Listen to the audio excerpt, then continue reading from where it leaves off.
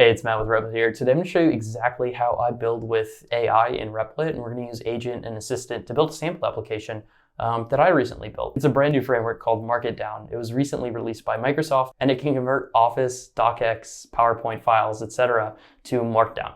And this is a challenge because this is a brand new library, so AI doesn't know how to use it natively. But I'm going to show you how to work around that and some ways of giving additional context to AI tools in order to build with these new frameworks and whatever apps really that you want. But let's jump right into it. I have the agent open here. First, we're going to talk about the framework though. This is MarkItDown. You can see it kind of came out last month, and it's a library that converts files to Markdown, as the name would suggest. It's also pretty simple to use here. You can see it converting an XLSX file. And so what I'm going to do is literally just copy this. We're going to go over the agent and paste that down into the prompt. And I'll say something like, hey, I'd like to build a simple app that converts Office files to Markdown. Note that I'm being really specific with the AI, telling it exactly what I want. It should have a drag and drop interface and be both desktop and mobile friendly. So now Agent will know exactly what I'm trying to build. It'll have the context of the library. And the last thing I'm going to do here is I'm going to head over to this page, copy the URL, and then I'm going to drop that in here and copy the page content. So now the agent will have all of the content that's on that page, including the examples of how to implement the code, as well as a description of the library, just to really drive home the point as to what it does, and my comment about exactly what I'd like to build. I'm going to click Start Building. And Agent's going to spin up my environment for me. Now, something that's new that you'll see once the agent comes to the plan here is that we've been adding support for what we're calling blueprints, which are predefined sets of code that the agent can build on top of. So the agent's going to be able to build faster and more efficiently when it uses these blueprints. In this app, you might see a blueprint for the front end. In the future, we're going to be adding blueprints for things like Stripe or Firebase or other integrations that you can work into your app. And if you're unfamiliar, right, those are systems for billing or systems for databases or backends that might not exist in Replit. Of course, we always support Replit services.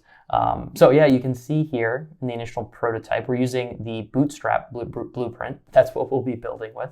And this looks like exactly what we want. So before I add any features, I'm just going to approve the plan so we can get something up pretty quick. Okay, so I just cut a few seconds of awkward silence there because if there's one thing worse than hearing me talk, it's looking at me in awkward silence. And you can see a few things here. First, we have some new suggestions from Agent. So we can fix issues, or we have some new feature suggestions that are more relevant and tuned to your use case. But second, we have a prettier app here that looks like it does exactly what we say it does. So I have a few sample Markdown files, or PowerPoint files rather, that I found online.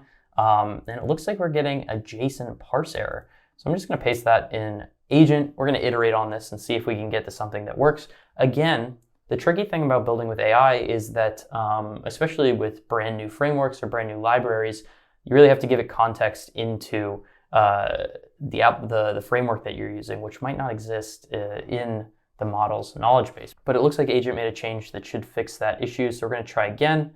And it looks like we got a preview there. And that was pretty fast, right? So I dragged a PowerPoint into this preview box here, and we already have something. Now it says files, so I wonder if this supports multiple files. Let's try 2. What did that do? It didn't really do anything. Does the download button work?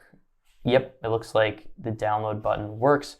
So here are a few things to iterate on, right? First, one, support multiple files.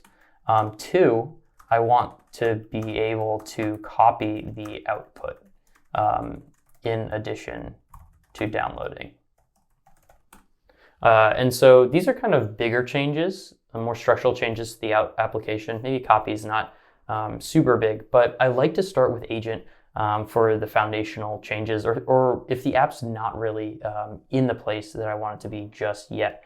And once we move off of these big changes, we're going to go to Assistant for iterating through the app. All right, so let's see what we got.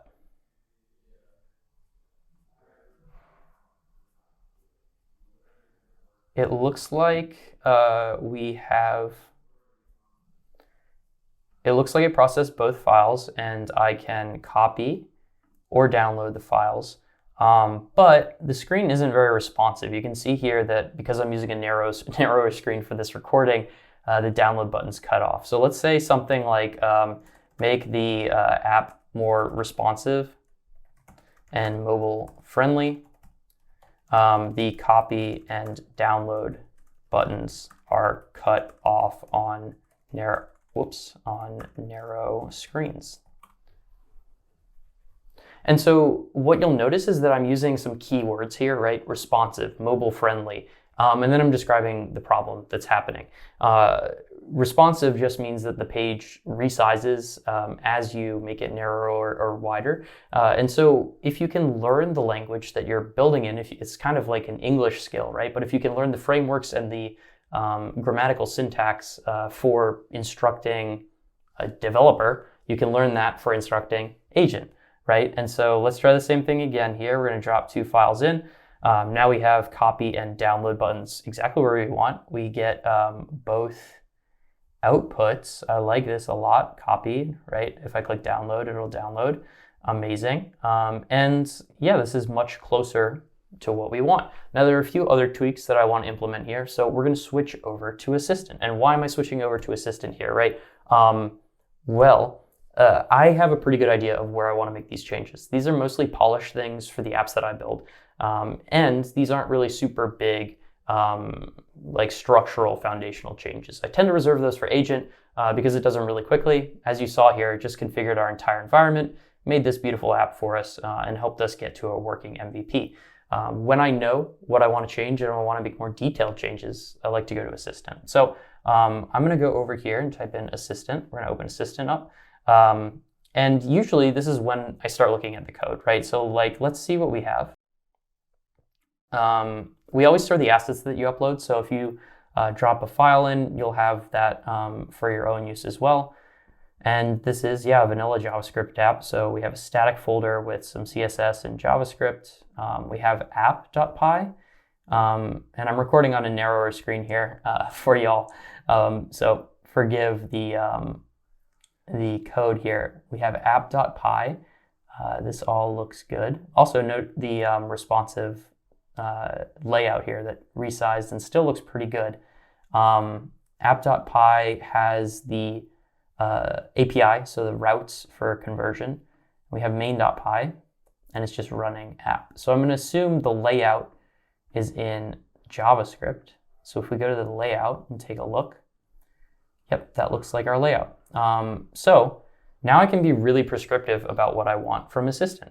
So the things that I want from this app, I think it would be nice if we maybe moved this powered by Markdown library thing to the top and added a description about what this is and how it works. Additionally, I think the supported formats could be better represented, maybe not in the drag and drop area. And then on my apps, I usually like to add like a nice little footer. So let's break that down. 1, remove powered by MarkItDown library and add a description to the top of the app about what it is and how it works. Reference at Git. Now remember, we had the context, so I'm going to say reference the code that I pasted earlier for context. And notice how I mentioned that. I said at and then that file. Adding context to assistant prompts is really useful. If you can direct it to the files you want to change, it's going to perform its edits much more cleaner and faster. Now, second, create a description. Oh no, we already said that. Add a footer to the app that says made by Matt with love and powered by Replit. Link Matt to x.com/MattPPal, like and follow, and Replit to replit.com. So I'll give it those 2 edits for now, just because I like to keep things little shorter when I'm working with Assistant, but let's see what it comes up with. Again, these are simpler edits, so it should kind of have the details here. So you can see it's modifying base.html. That's going to add our description and footer. Apply those. We automatically reload the app for you, so you don't have to worry about that. Cool. No, that's exactly what I was hoping for. Made by Matt, powered by Replit. Format the description to be more visually appealing. Use text boxes and shading. I was kind of hoping for this to look a little bit better and like differentiated from the rest of the app. Let's see what Assistant comes up with for us.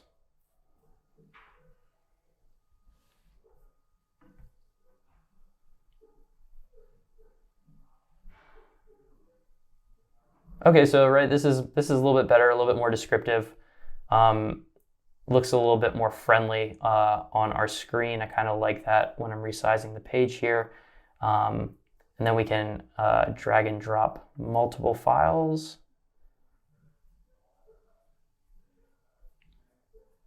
The thing though is if you do multiple files, this layout really isn't that great because you have to scroll through every file. So I think what we'd want is make it easier to see all the files you convert for multi-file uploads.